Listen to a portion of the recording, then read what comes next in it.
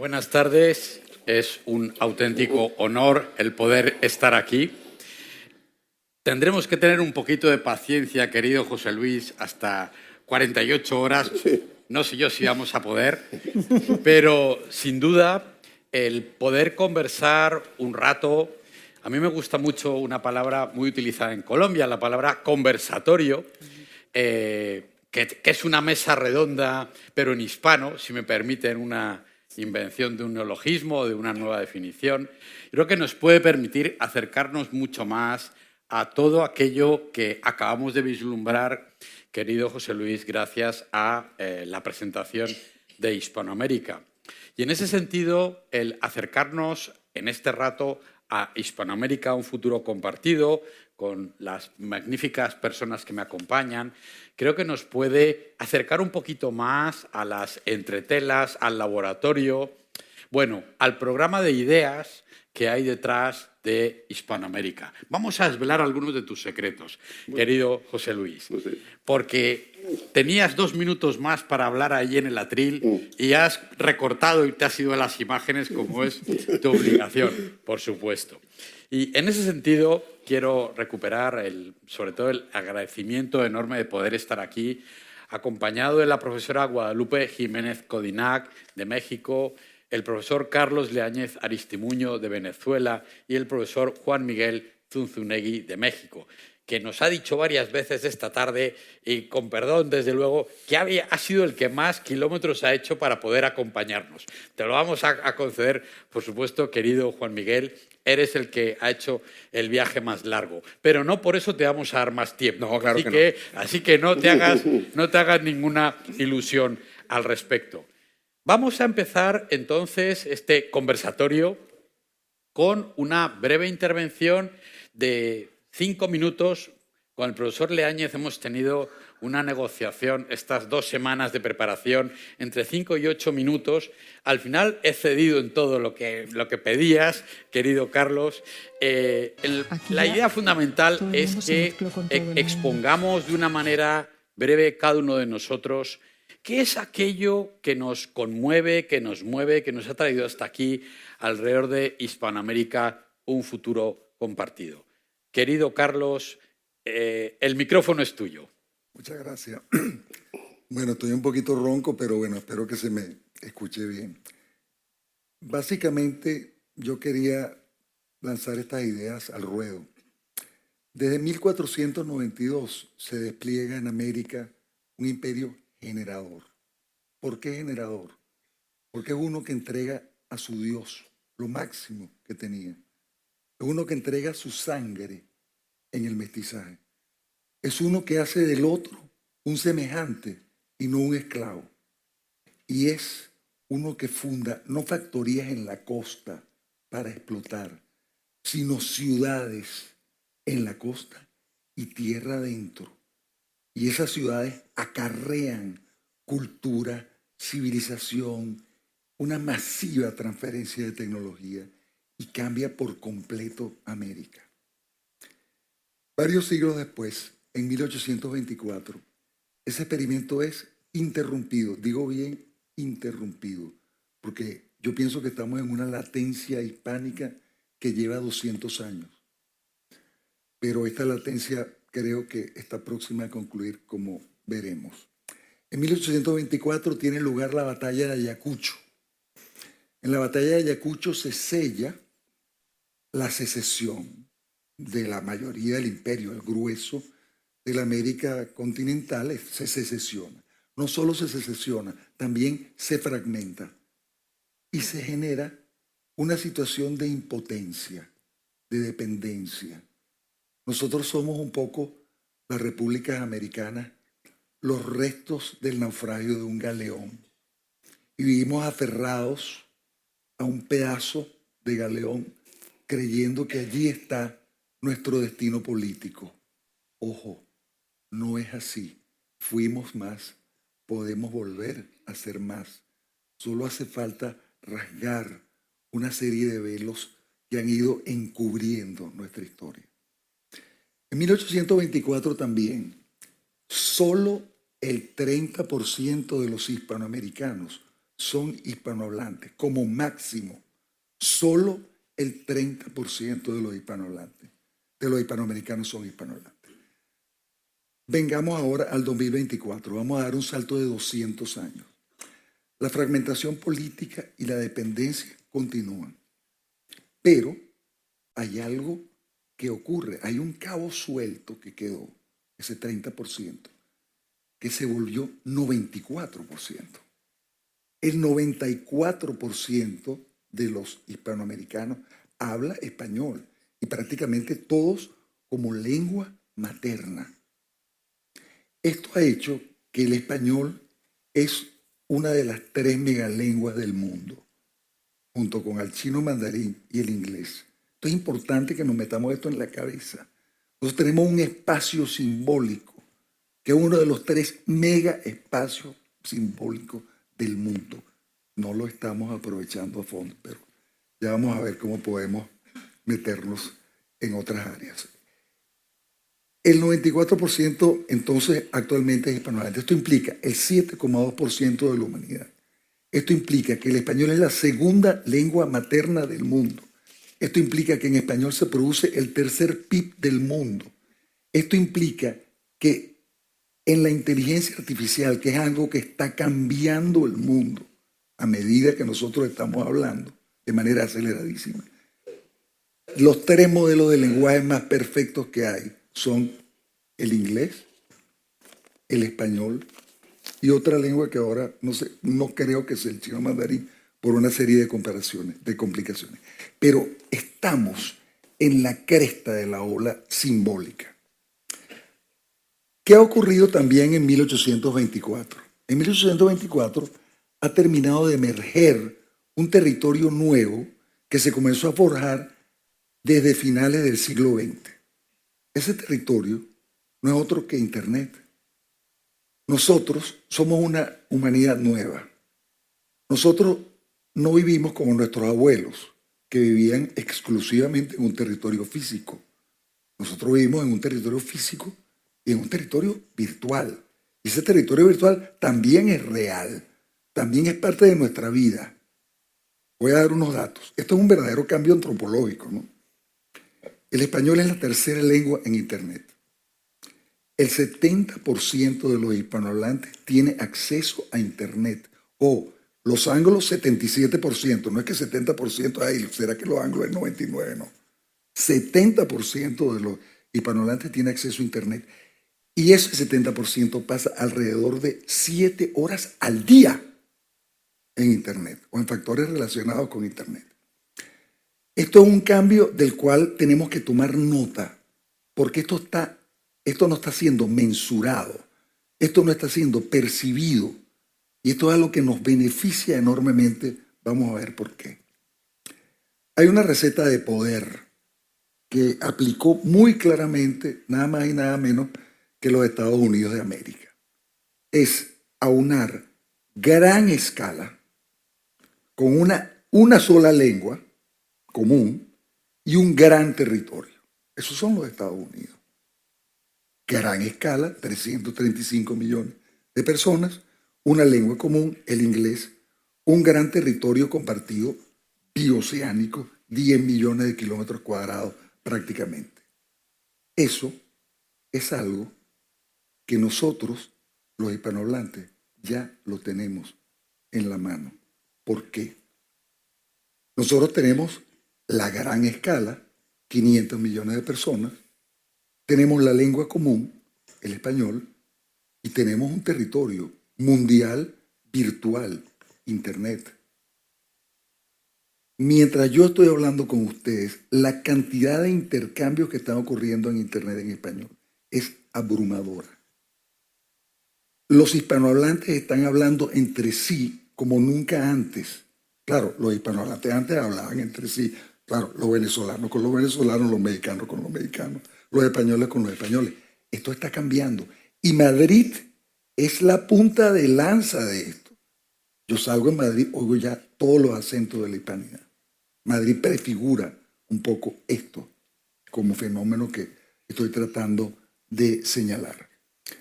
Entonces, hay una dinámica centrípeta que ocurre por el hecho de la gran escala, la lengua común y el territorio virtual mundial.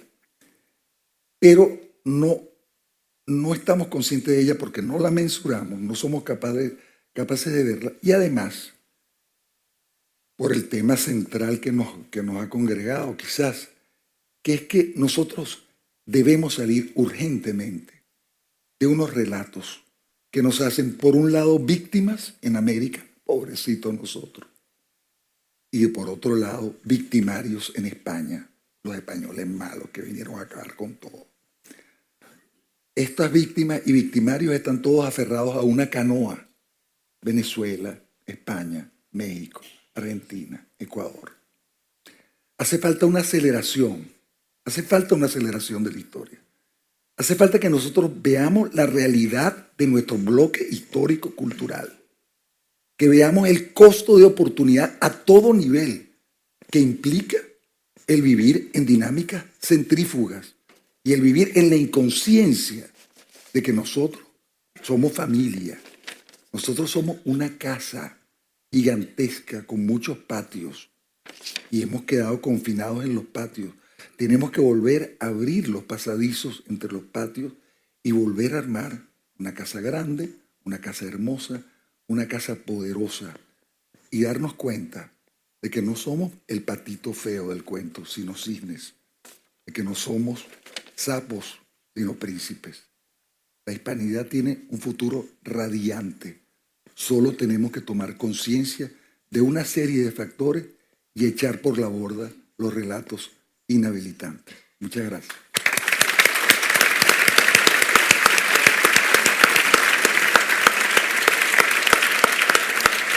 Muchísimas gracias, querido profesor Leáñez. Hemos ido del galeón a la canoa y luego hemos ido al transatlántico. En todo caso, muchísimas gracias por esta intervención. En los ratos que hemos estado preparando la mesa redonda de hoy, tuvimos una posibilidad de conversar y de leernos en torno a las voces que nos definen. Hispanoamérica como término, lo hispano, lo español. Es curioso recordar, querido Carlos, que en nuestro maravilloso diccionario de autoridades, publicado en 1734, pocas bromas, 1734, el primer diccionario, hay una definición expresa de lo que es el hispanismo. La palabra hispanismo ya aparece allí. Hispano es lo mismo que español, dice el diccionario de autoridades. Es decir, que lo americano no existe. Existe lo español en ambos lados del Atlántico. Hispano es, en todo caso, una voz poética, nos recuerda a Ilan Stavans e Ivan Jaksic, e indica más bien que es una manera, es un acento, diríamos hoy, es una manera del acento del español peninsular, por utilizar también un término contemporáneo. Pero, por supuesto, querido Carlos, que hay un factor fundamental que se vincula con la necesidad de crear un nuevo marco de relato, una nueva narración histórica o, sencillamente, hablar de historia y no de leyenda o de ficción. Querida profesora Guadalupe Jiménez Codinac, le voy a pedir que nos haga una brevísima intervención sobre su experiencia. Además, hemos descubierto en los minutos anteriores que nacieron el mismo día, el día del 12 de diciembre, la Virgen de Guadalupe, lo cual se pueden imaginar que nos creó también muchas posibilidades para continuar en torno a ello. En la medida en la que el profesor Leáñez, ¿cómo era que te llamaban? Lupito. Lupito. Pues tenemos a Lupita y tenemos aquí a Lupito. Sí. Profesora, ¿de dónde viene Hispanoamérica? ¿Cuál es su experiencia al respecto? Nos comentaba antes que bueno, hay una vida a la contra que admiramos profundamente. Muchísimas gracias por acompañarnos. Pues muchísimas gracias. Aquí me siento entre hermanos como mexicana. Nunca he dejado de sentirme acogida en ninguno de nuestros pueblos, tanto de América del Norte como América del Sur y como en España.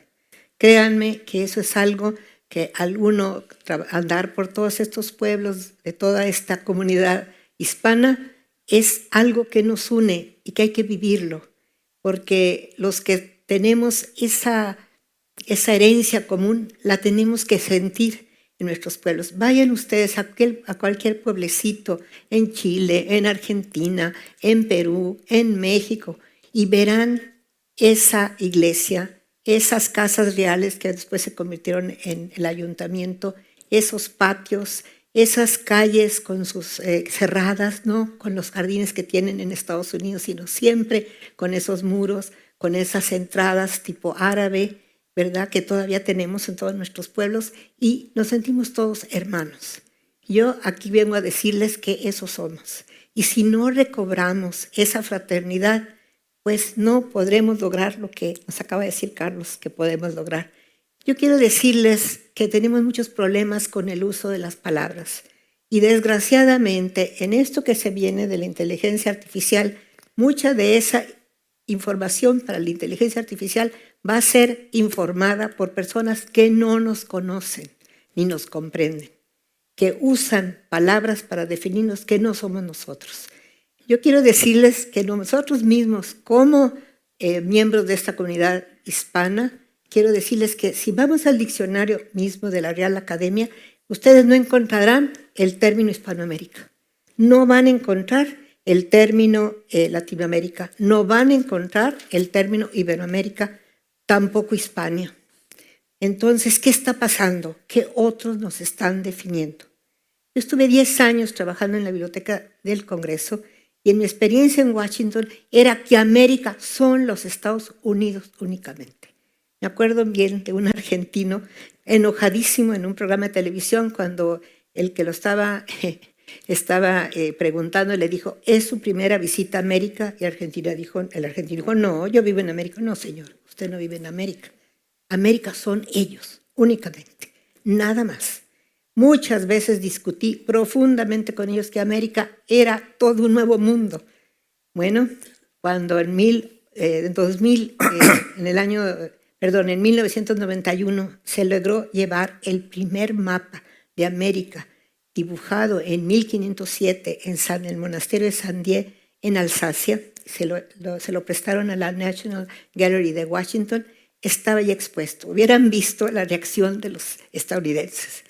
Estaba yo con un gran historiador de Venezuela y de Colombia, muy emocionado él, viendo el mapa. Casi llorábamos de ver por primera vez ese mapa que estuvo guardado en una residencia noble alemana por muchos años. Es muy grande.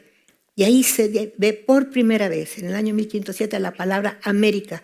La América que ahí se muestra es un pedacito de Venezuela y un pedacito de Brasil. Esa es la América que vio Américo Vespucio. Pero ¿saben qué bonito es lo que dice esa obra, la introducción a la cosmografía que estos monjes, estos religiosos de Saint-Dié escribieron? Dicen algo muy importante. Dicen, nos hemos enterado por las cartas de este viajero que esto no son islas, esto es otra cosa. Los ríos son enormes, no son islas. Dice este viajero que es una cuarta parte de la humanidad. Y dicen algo muy hermoso.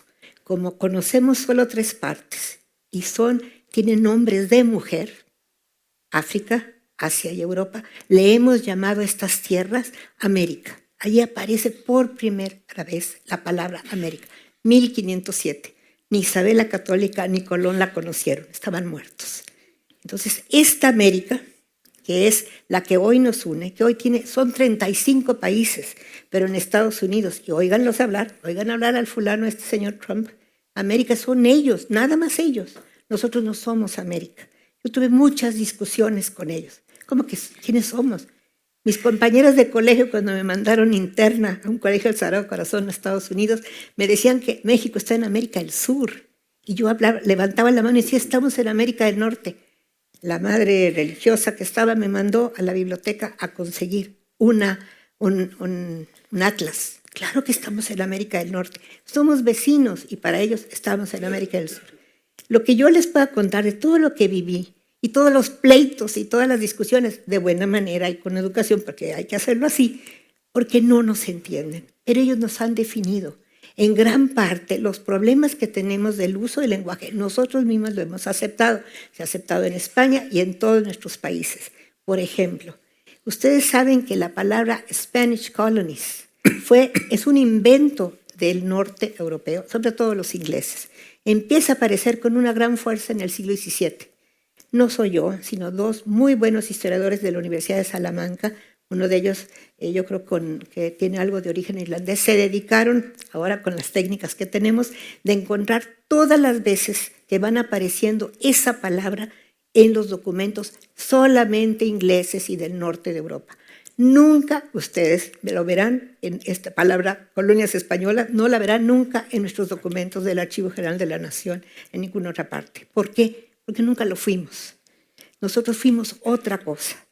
Cuando llegan, al decir españoles, estamos hablando algo más que españoles. Yo veo, al ver todos los nombres y las personas que acompañan a Cortés, esos 500 hombres, van del norte de África, van de Grecia, van de lo que fue la península itálica, van de Portugal, van de Flandes. Allá hay un mestizaje enorme. ¿Y saben qué? Eso es para mí uno de los méritos de lo que somos. El mestizaje para nosotros ha sido algo positivo, algo que nos ha hecho ser más abiertos a los otros. Siempre recuerdo nuestro primer virrey en la Nueva España, en 1535, que fue Antonio de Mendoza. ¿Cómo le llamaban en Granada a Antonio de Mendoza? El moro. Andaba siempre vestido de moro. Amaba esa cultura de Granada. Es natural que esta gente que va a llegar allá, a mis tierras, pues está abierta al mestizaje. Le van a llamar mezquitas a los templos, a las pirámides prehispánicas. Les van a llamar sátrapas a los sacerdotes. Vienen de un mundo que ya ha sido mezclado a otra religión, a otro idioma, a otras costumbres. No les es extraño. Cuando uno entra a los archivos nuestros, verán desde el siglo XVI, ¿qué pasa? Pues que es un mestizaje inmediato.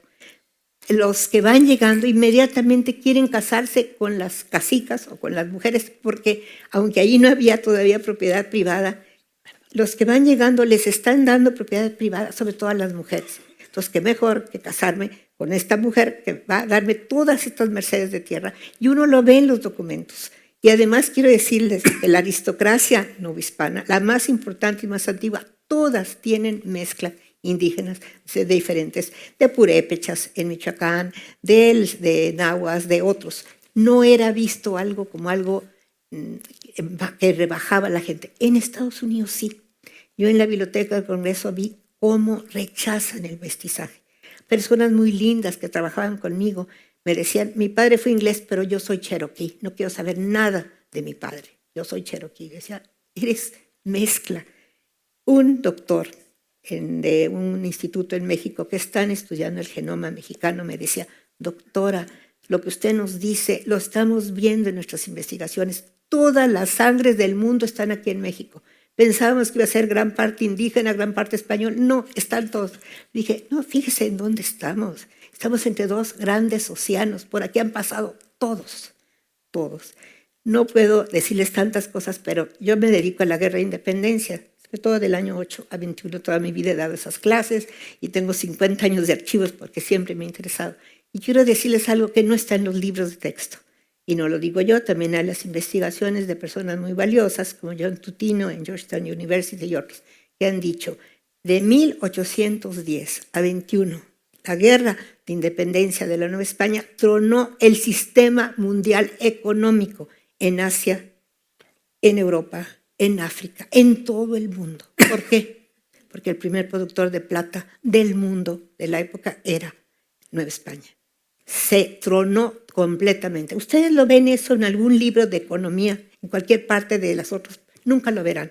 Ustedes ven en los libros de la historia de España quién pagó 3/4 partes del avituallamiento de las dos armadas, la francesa y la española, para lo que sucedió con este señor aquí cerca de Cádiz. La pagó 3/4 partes de la Nueva España. 1/4 parte la pagó Perú, porque Perú ya no tenía tanto como tenía antes. Si ustedes ven Inglaterra lo que hizo para acabar con el poderío de Napoleón del año 1808 en adelante, no solo el apoyo aquí al pueblo español, no. Yo revisé en Inglaterra durante mi doctorado todo lo que consiguieron de plata desde Veracruz para pagarle a Prusia, a Dinamarca, a Noruega, a Rusia, su alianza con Napoleón y tronar todas las alianzas con dinero de la Nueva España.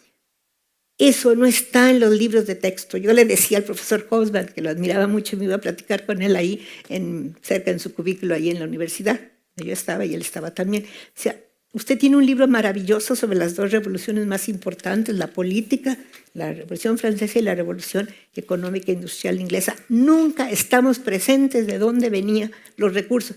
No, me dice, yo no conozco nada de los archivos de México. Le dice, es que no está nomás en los archivos de México, lo que le estoy diciendo está aquí, en sus propios archivos ingleses.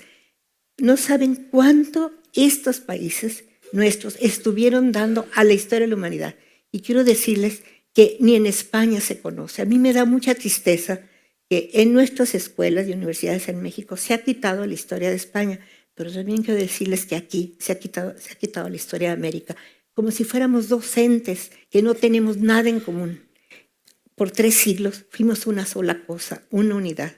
Yo veo en los documentos que he tratado por 50 años, porque amo los archivos, veo la unidad que teníamos, lo que pasaba en Caracas, lo que pasaba en Buenos Aires, lo que pasaba en Lima, en Santiago de Chile, lo conocíamos inmediatamente todas las demás ciudades. Cuando el historiador en México no encontramos un documento, sabemos que en Cuba está, o está en Caracas, o está en Lima, o está en el Archivo de Indias, porque siempre se hacían 5 documentos originales. Perdón. Todo está conectado.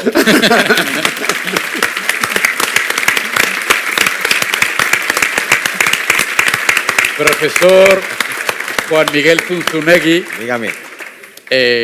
que además está muy contento porque ayer tuvo una fantástica conferencia, además de otras que tuvo la amabilidad de comentarnos antes.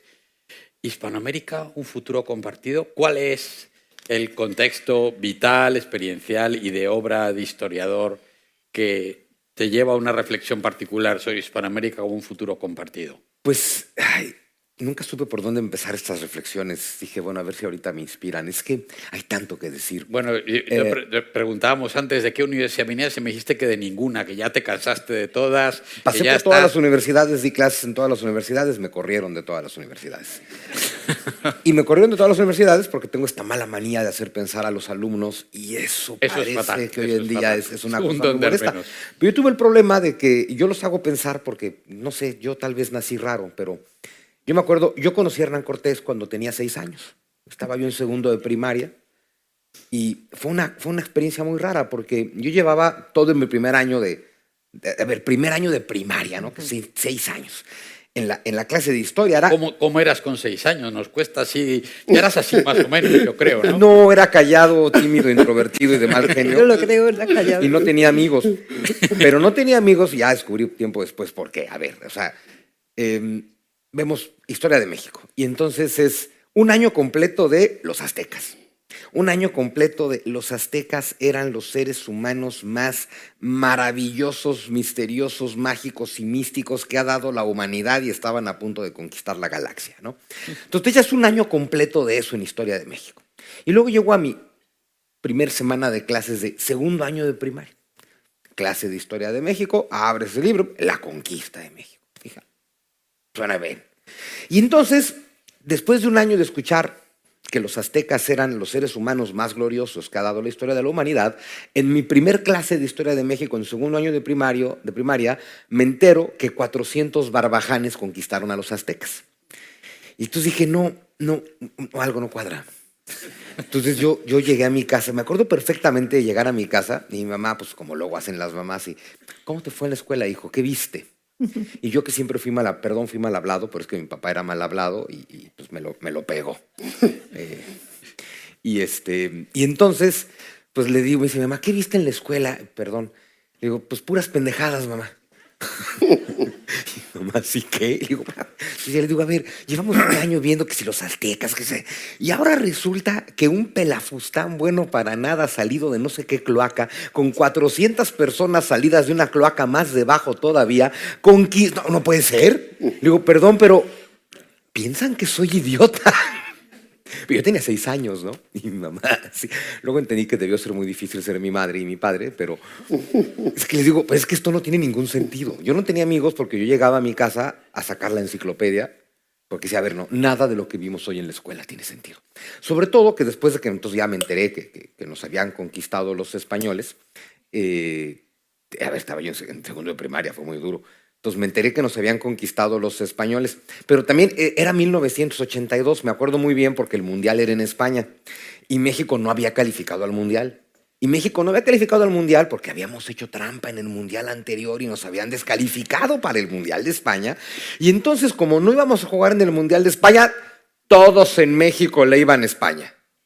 Yo decía, a ver, no entiendo nada. Los aztecas eran lo mejor del mundo. 400 barbajanes conquistaron a los aztecas. Eso quiere decir que los españoles me conquistaron a mí. Eso quiere decir que estamos muy enojados con los españoles, pero como México no fue al Mundial, le vamos a España. Y todo este desmadre me lo están contando en español. Porque además ese era el tema, ¿no? Ya sabes, de la mentada de madre al español en español. Y digo, a ver, pues es como escupir para arriba y quedarte a ver qué pasa, ¿no? O sea, vamos a mentarle la madre al español en español y vamos a decir en español que no tenemos nada que ver con esos desgraciados de los españoles y luego nos vamos a ir a misa. O sea, pero es que ese nivel de locura es lo que ¿Y estamos... decidiste estudiar historia para acabar de arreglarlo? Un poquito sí, en realidad estudié estudiar un montón de cosas porque nada me terminaba de quedar claro. Lo que más me dediqué a estudiar al principio fue lengua, porque, a ver, con la lengua descubres una cosa tan linda. Yo me he encontrado en México con gente, es tal la narrativa de conquista tan terrible que te hacen, que a ver, cada que alguien me sale con que no, pero es que mira, nos conquistaron, bla, bla, bla, y siempre, ya que termina con su perorata, le digo, ahora dime lo mismo en náhuatl. Porque mientras no me lo puedas decir en náhuatl, solo eres un hispano confundido. Y me he encontrado... Este término del hispano confundido es un elogismo que has inventado. ¿Verdad? Sí, pues eres un hispano confundido. Si hay heterofluidos, que no hay hispano confundidos, ¿no? Entonces le digo, tú solo eres un hispano confundido. Y entonces me he encontrado con gente, le digo, porque hablas español. Digo, ¿ya te diste cuenta? Me he encontrado con gente que me dice, sí, porque hasta la lengua nos impusieron esos desgraciados. Y eso nos lleva a dos reflexiones, ¿no? Una, creo que tú la señalaste, el tema de perdón, pero para 1821 el grueso de la población no hablaba español en la América hispana. Hablaban las lenguas indígenas. Eso solo quiere decir que España no impuso nunca la lengua en 300 años. Eso es fundamental. Pero me dice, hasta la lengua nos impusieron. Y le digo, el problema de este discurso de odio contra nosotros mismos, que es odiar el español, es que tú ya estás despreciando la lengua en la que te expresas. Y perdón, pero si ese veneno de leyenda negra llegó a ese punto, si odias la lengua en la que te expresas, odias lo más profundo de tu alma, odias lo más profundo de tu ser. De pronto es importante entender una cosa, que hables en español no significa solo que hablas español, significa que piensas en español, significa que entiendes el mundo en español, que tu cosmovisión está en español, que amas en español y que si crees en Dios en español y en el que llevaron los españoles además, pero que lo más hermoso de tu vida ocurre en español. Yo tengo una anécdota muy linda, tengo ancestros de todos lados, mi abuelo llegó en la guerra civil, otros ancestros llegaron de España muchísimo antes, pero tengo un ancestro austriaco que llegó en el siglo XIX, cuando mandaron a Maximiliano de Habsburgo a México, entonces llegó mi tatarabuelo austriaco a México. Y ahí en México, mi abuelo austriaco se enamoró de mi tatarabuela otomí. Los otomíes es uno de los pueblos de las lenguas centrales de Mesoamérica, ¿no? Y entonces mi tatarabuela otomí se enamoró de mi tatarabuelo austriaco, que además era noble y además lo desheredaron. Pero lo bonito de todo esto es que mi tatarabuelo austriaco y mi tatarabuela otomí se enamoraron en español. Es hermoso, se vinieron a enamorar en español porque claro, pues es el único idioma que medio balbuceaban los dos porque ninguno lo hablaba, pero al final se enamoraron en español y eso es muy bonito y entender todo lo que nuestra lengua implica, porque justo nuestra lengua trae pues toda una raíz judio-romana, grecoplatina y judio-cristiana que nos hace a nosotros mismos en la América. A ver, por más que digan los rusos que Moscú es la tercera Roma, la tercera Roma es la América hispana. Es que no hay de otra. La tercera Roma es la España americana. Como se los dije ayer, a mí me gusta mucho más la España americana que la América española, porque la América española denota posesión y la España americana denota la realidad, ¿no? Que los españoles se fueron para el otro lado de América, para el otro lado del océano, y que se mezclaron a todos los niveles. Es decir, cuando me hablan en México de la conquista espiritual, porque también, ¿no? La conquista espiritual. Y luego hay que entender que 12 frailes, porque llegaron 12 frailes en 1524, que 12 frailes le impusieron la religión a todo un continente. Entonces, claro, te das cuenta de los superpoderes que tenían los españoles, que les permitían aniquilar un indio por minuto, que es más o menos según los cálculos que uno puede hacer, y que les permitían que 12 personas le impusieran la religión a todos, en lugar de entender algo muy simple. A los tlaxcaltecas les gustó más la religión de los españoles. Claro. Punto. Es que es así de fácil. A los tlaxcaltecas les gustó más la religión de los españoles.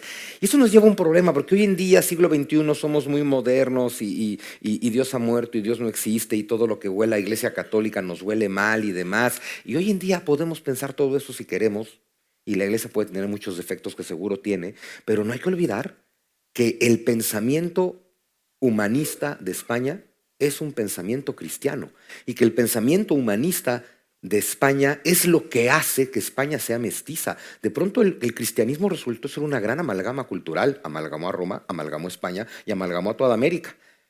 Y eso lleva a los españoles a ciertos valores, y nada más quiero concluir con esto porque creo que no valdría la pena quejarnos tanto de los ingleses, porque en el fondo también habría que saber que se llama envidia. La verdad es que se llama envidia. A ver, los valores con los que llegan los españoles, ¿no? Hubo un caso bien interesante en Nueva España de que nació un bebé mestizo, indígena, mestizo, siamés, pegado por el costado.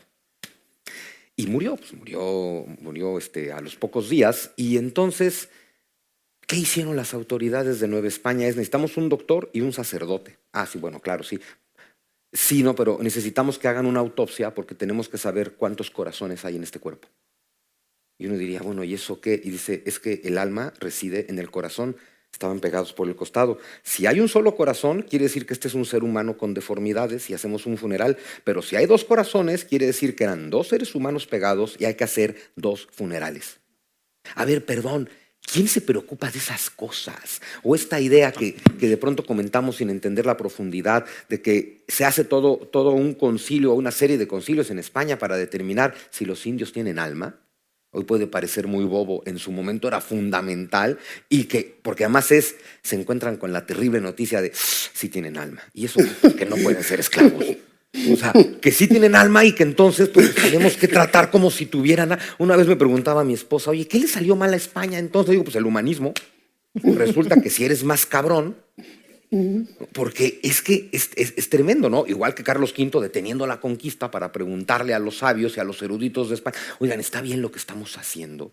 Y entonces... O estos frailes como Bernardino de Sahagún, el tema de tengo que aprender tu lengua para entender tu religión en tu lengua, para comprender realmente quién eres, para entonces realmente transmitirte en serio mi religión. Es importante entender que los españoles de aquella época tenían mucha fe. Hoy en día tampoco valoramos la fe, pero los españoles de esa época, ¿qué movió a los anglosajones en su conquista de América? Lo que los ha movido siempre, poder y dinero. Aquí hay poder, aquí hay dinero, vamos, poder y dinero. No que España no buscara poder y dinero, porque todo el mundo lo busca y lo encontró, y qué bueno, y claro que lo buscaban, obviamente, y claro que los aventureros que vienen con Cortés, claro que se quieren enriquecer, pero este tema de que, encontraste un nuevo mundo, ahí van los conquistadores y ahí van los frailes. Y ahí van los frailes, que son los sabios de España, porque en fraile pensamos en un hombre con un sayal, con la cabeza agachada, rezando y sin saber nada. En lugar de entender, eran los astrónomos, los cartógrafos, eran los geógrafos, y además eran unas máquinas todoterreno. Porque es, oye, tenemos que poblar el desierto del norte de Nueva España, pues manda 6 jesuitas. Manda 6 jesuitas. Y un año después hay una ciudad. Yo creo, querido Juan Miguel, que desde los 6 años que tuviste esta anécdota has aprendido mucho. Me gustaría tocar 2 aspectos muy rápidamente antes de pasar a algunas preguntas que quizá algunos de ustedes quieran compartir con nosotros y dirigir a alguno de los participantes en nuestro conversatorio Mesa Redonda. Yo creo que es muy importante lo que has planteado, Carlos, sobre la tradición del aislamiento, ¿no? Que es una cosa muy chocante cuando uno llega todavía hoy, a pesar de la maravilla que constituye la tecnología de Internet, bueno, qué lejos parece Colombia de Venezuela y Venezuela de Colombia, qué lejos Perú de Chile o de Argentina.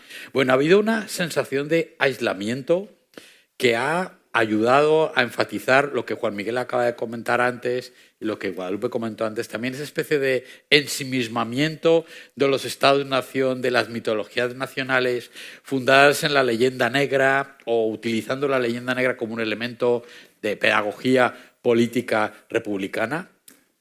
Bueno. Andrés Bello, que pasa buena parte de su vida en Chile, como buen caraqueño y buen cosmopolita, le choca muchísimo eso, ¿no? Pero ¿cómo puede ser que las noticias, si me permitís un poco una ironía, que las noticias de Miami lleguen antes que las de Buenos Aires, ¿no?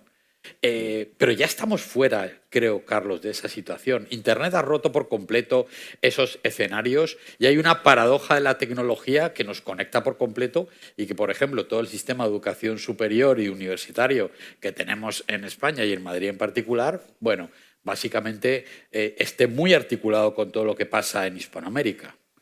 Pero te quería pedir una valoración al respecto. Nosotros, Internet nos está desenclavando. Qué buena frase. Internet nos está absolutamente desenclavando. Y esto lo vemos claramente, por ejemplo, en un fenómeno como la música. La música fluye de una manera extraordinaria. Si vemos algo que podemos mensurar, Spotify, las 10 canciones más escuchadas en 2023 son 6 anglo y 4 hispanas. Es decir, eso va prefigurando una presencia cultural impresionante. Yo pienso que el mero hecho de hablar una lengua común y tener ya un puente como Internet nos desenclava. Y fíjate, hay algo que quiero poner de manifiesto. Yo no sé si aquí recuerdan un fenómeno que se llamó el boom de la literatura hispanoamericana. Bueno, ¿qué fue eso? Eso fue básicamente, ciertamente los talentos existían, los novelistas, Carlos Fuentes, Julio Cortázar, García Márquez, bueno, en fin, existía ese grupo de escritores que dieron el boom de la literatura hispanoamericana. Pero había que crear el fenómeno editorial. ¿Quién creó el fenómeno editorial? Unas personas relativamente ajenas o no directamente metidas en la comunidad hispana. Unos editores catalanes. Es decir, unos editores catalanes ven el fenómeno, lo ven como objeto de negocio, ven la escala, lo ponen a rodar y ese fue el último momento de Hispanoamérica con una presencia vibrante mundial. Ahora, ¿qué pasó después? Yo, cuando comienzo a estudiar en bachillerato, mi manual de estudio era literatura hispanoamericana. Y yo a través de eso me abro a toda la herencia de la lengua española. 5 años después, ese mismo alumno estaba recibiendo un manual que se llamaba literatura venezolana. Es decir, fraccionar, sí, fortalecer el Estado-Nación, pensar que hay una literatura venezolana. Bueno, por Dios, hay una literatura en español cuyas personas nacieron en Venezuela. Hay unas personas, pero literatura venezolana, literatura mexicana. Es decir, jugar con esos parámetros me parece que no es conducente y no es exacto. Ahora, ¿por qué ocurrió esto? Toda la industria editorial actual, esencialmente, actúa sobre la base de los mercados nacionales. No aprovechan el mercado mundial. No aprovechan el mercado mundial. Mi amigo Marcelo Gullo, por ejemplo, ¿por qué no es distribuido en Argentina? No es distribuido en Argentina porque supuestamente su empresa, que es una empresa global, tiene una sede local que decide no distribuirlo. Pero un momento, no entiendo. Si nosotros, el territorio es la lengua, no tenemos que entender que nosotros vivimos en un territorio físico, virtual y simbólico, que es el de la lengua esencialmente. Hacer ese territorio compartido, ¿cómo es posible que esto no sea un gran negocio y se apunte a la gran escala? Y allí confieso que se me activa el gen conspiranoico. Es decir, yo siento que los otros centros de poder sí tienen muy claro lo que fuimos y lo que podemos volver a llegar a ser. Y están haciendo todo más uno para que eso no tenga lugar. Es así. Muchas gracias, Carlos. ¿Nos está desenclavando ¿No Internet, está desclavando? querido Sí, José sí, Luis? sí. Sí, claro que sí. Sí, sí. ¿Cuál es la experiencia que tienes al respecto? Tú has Pues- sido un magnífico documentalista, un hombre de cultura y de cultura visual, antes y después de Internet. ¿Has notado en eso un cambio que nos permita ser optimistas al respecto? Sí, bueno, evidente, solo simplemente para hacer esta película, Internet ha sido fundamental. O sea, no solo como cualquiera que en cualquier otro negocio, supongo, pero desde luego para hacer esta película sin Internet, no sé cómo lo habríamos hecho. O sea, realmente el conocer a todos bueno, uno está lejos, bueno, de hecho, por ejemplo, Sí. tu entrevista Sí. la grabamos por Internet. O sea, yo no fui a Joder, México, yo no no tuve, podía. no, y ella no, Yo no tú no pude podías venir. venir acá, yo no podía ir a México, y entonces la grabamos a distancia. Simplemente, o sea, no, Sí, cierto. lo más gráfico que tenemos aquí, o sea, pero vamos, como es muchas más cosas. O sea, a Juan, yo había leído tu libro, un par de libros tuyos, y te encontramos por Internet. Pues sí. Y contestaste. Te localizamos por contestaste. Internet. Ah, sí, Ahí esa estuviste vez sí aquí. contesté. ¿Eh? O sea que, Juan Miguel, ¿nos está desenclavando Internet, como comenta Carlos? ¿Eres tecno-optimista o no tan, o un poquito tecno-pesimista? Bueno, es que yo soy tecnopesimista en general. O sea, más allá de la hispanidad y la lengua, me parece que no tenemos la madurez emocional para usar la tecnología. Pero bueno, más allá. Así Sí, como suena. Como humanidad. como humanidad. A ver, es que es tan fácil como esto, ¿no? ¿Qué hay en Internet? Todo. Todo. El conocimiento que quieras, ahí está. Y eso te lo puede... A ver, yo cuando daba clases en la universidad, digo, sí, es que en Internet hay pum. Sí, a ver, déjame ver tu navegador. ¿Cuáles son las últimas 5 páginas que has visto? Oye, en Internet hay 20,000 millones de cosas, sí, pero tú tienes porno y gatitos. Entonces, perdón, pero... Entonces, el tema es que Internet, como todo medio, pues es solo un medio, ¿no? No es ni bueno ni malo. A mí lo que me alarma de Internet, en realidad, es ver una página como Wikipedia, que puedes ver artículos en varios idiomas y puedes ver cuántos artículos hay en español y cuántos artículos hay en inglés. Y a ver justo el número de la lengua, ¿no? Habemos 550 millones de hispanohablantes y hay más o menos 550 millones de angloparlantes, pero hay 10 veces más artículos en inglés que en español en Wikipedia. Eso te habla de que, a ver, es la lengua de la tecnología. Por un lado está bien, porque volvemos al tema de los valores. Es que tal vez nos interesan cosas distintas. Porque así como les decía que al inglés solo lo movía el poder y el dinero, es lo que lo sigue moviendo hoy. Y, a ver, a ustedes en España seguro les pasa que el resto de los europeos siempre critica a España. Es que en España trabajan menos y desde las 4 de la tarde ya están echando cañas, ¿no? Y yo digo, qué padre, ¿no? Quiere decir que a las 4 de la tarde pueden estar tomando cañas, quiere decir que las pueden pagar, quiere decir que trabajaron lo suficiente y quiere decir que tienen cosas más importantes que hacer que trabajar, como vivir la vida. Y eso es bien hispano. Nos gusta vivir la vida. Me gusta mucho. Bueno, pues yo creo que esa apelación a definir lo que es la calidad de vida y que no que te la definan, está detrás, desde luego, querido Vicente, de muchas conversaciones sobre, bueno, la movilidad internacional, el por qué están llegando a Madrid tantos estudiantes a nuestras universidades, qué es lo que buscan, qué es lo que no encuentran en otros sitios, más allá de las soluciones fáciles de interpretarlo como un conjunto de casualidades o una pura relación coste-beneficio. No. Hay muchos sitios con muy buena relación coste-beneficio. Hay algo más. Esa manera de vivir la vida o de tener una aproximación a lo humano. Yo vine a estudiar España, es y a más lo divertido personal. estudiar aquí. Bueno, pues aprendiste mucho y bien. Vamos a pasar ahora, si os parece bien, a un turno de preguntas. Quizás haya alguno de ustedes con brevísimas intervenciones que quieran plantear algo a las personas que están aquí o como diríamos en Colombia, quizá haya alguna curiosidad que les pueda haber quedado. Quizá diríamos en México, no se vayan a quedar con nada en el tintero, ¿no? Exacto. Seguramente.